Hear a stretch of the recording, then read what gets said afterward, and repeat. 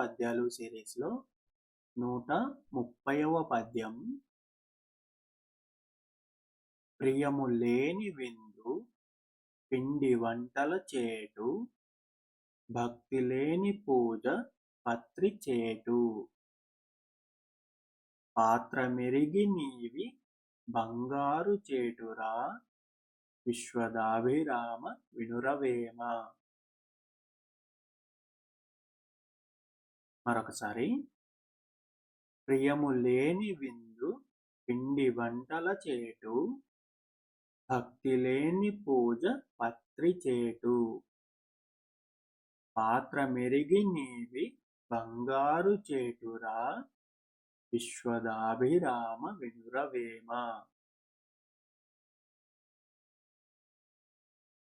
ప్రతిపదార్థం. ప్రియము లేని విందు. ప్రియము అంటే ఇష్టము, ప్రేమ లేదా ఆప్యాయత.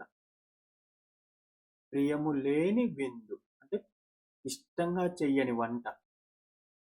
వంట చేసేవాళ్ళు ఆ వంటని ఇష్టపూర్వకంగా ప్రేమతో చెయ్యకపోతే ఆ పిండి వంటల చేటు. ఆ పిండి వంటలన్నీ కూడా వృధా. ఆహారం చేసేవాళ్ళు చేసి పెట్టేవారి మీద ప్రేమతోనూ ఇష్టంతోనూ ఆ ఆహారాన్ని చేసి వండి పెడితే ఆహారం రుచిగా ఉంటుంది, చేసిన వాళ్ళ ప్రేమ కూడా అలాగే ఉంటుంది. కానీ వాళ్ళు ఇష్టపూర్వకంగా అలా చెయ్యకపోతే ఆ ఆహారం, ఆ పిండి వంటలన్నీ కూడా వృధా, ఎందుకు పనికి రానట్టుగా ఉంటాయి అని. భక్తి లేని పూజ పత్రి చేటు. భక్తి లేని పూజ, భక్తి లేకుండా చేసే పూజ. ఇప్పుడు వినాయక చవితికి చాలా పెద్ద విగ్రహం పెట్టాము, మా విగ్రహం అంత బాగుంది, ఇంత బాగుంది అని చెప్పేసి డాబు దర్పం చూపించుకోవడానికి మాత్రమే వినాయక చవితి పూజలు చేస్తున్నారు చాలా మంది. కానీ వాళ్ళలో నిజమైన భక్తి అయితే లేదు కదా. అలాగా భక్తి లేకుండా చేసే పూజల వల్ల ఆ పూజలో వాడే పత్రి చేటు. ఆ పత్రి అంటే దాంట్లో వాడే పూలు, ఇవి పత్రాలు, ఆకులు, ఇవన్నీ కూడా వృధా. పాత్ర మెరిగి నీవి. పాత్రమును ఎరిగి. పాత్రము అంటే అర్హత. పాత్రమును ఎరిగి. అర్హత ఎరిగి అంటే తెలుసుకోవడం. అర్హత తెలుసుకొని ఇవి ఇవ్వని బంగారు చేటురా. బంగారం అంటే ఇక్కడ మనం బంగారము, ధనము, డబ్బు, సంపద ఇలా తీసుకోవచ్చు.